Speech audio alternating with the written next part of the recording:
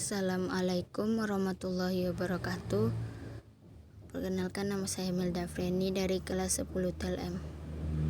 Baiklah, saya akan menyampaikan laporan tugas proyek atau yang disebut PJBL mata pelajaran MULO. Yang pertama, bagaimana langkah kerja dalam menggunakan atau mengoperasikan mikroskop lensa 40? Jawabannya, yang pertama, biasanya dari lensa 10 kali. Kita atur saja langsung diafragmanya ke bagian tengah atau bagian lensa 40 kali. Yang kedua, Hendersonnya dinaikkan setengah. Yang ketiga, lalu ubah lensa objektif ke lensa 40 kali dengan menggunakan revolver. Yang keempat, letakkan mata ke lensa okuler. Yang kelima, naikkan meja benda menggunakan makrometer sampai mentelok ke lensa 40 kali. Yang keenam, turunkan meja perlahan menggunakan makrometer sampai objeknya diamati tidak jelas.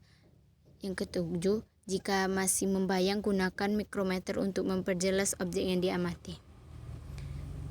Selanjutnya, mata pelajaran LDK.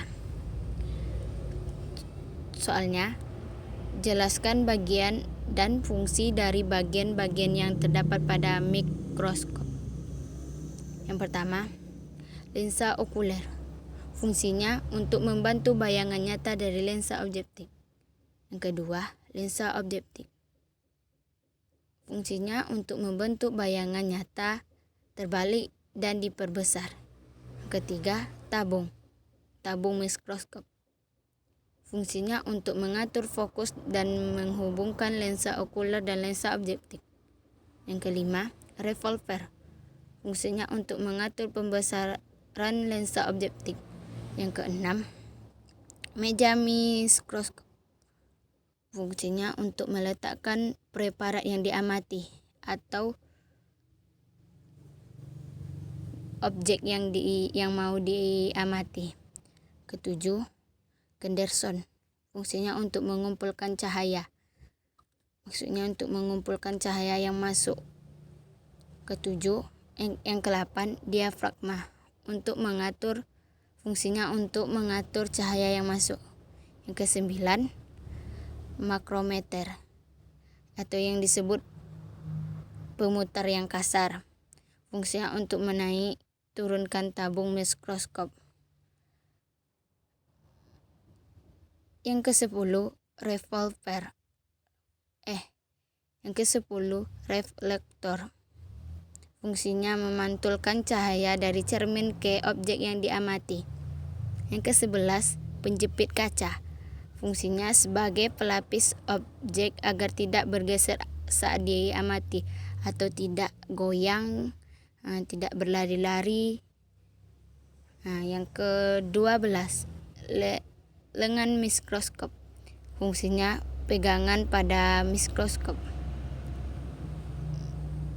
Yang ke-13, manipulator. Fungsinya untuk memindahkan objek yang kita amati. Yang ke-15, kaki mikroskop. Fungsinya menyangga mikroskop. Selanjutnya, mata pelajaran DML.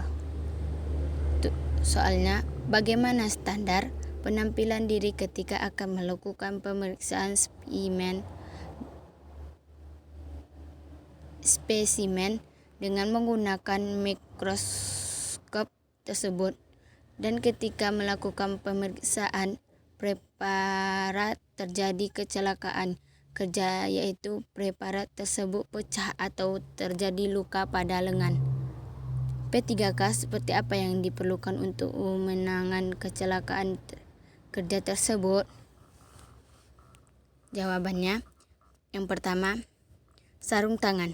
Melindungi tangan dari luka, radiasi, bahan kimia, panas, dan bereaksi. Kedua, kacamata pelindung. Melindungi bagian mata dari percikan kimia. Yang ketiga, face shield merupakan syarat khusus bagi pekerja yang bekerja di laboratorium. Yang keempat, jas laboratorium, melindungi bagian tubuh dari percikan kimia.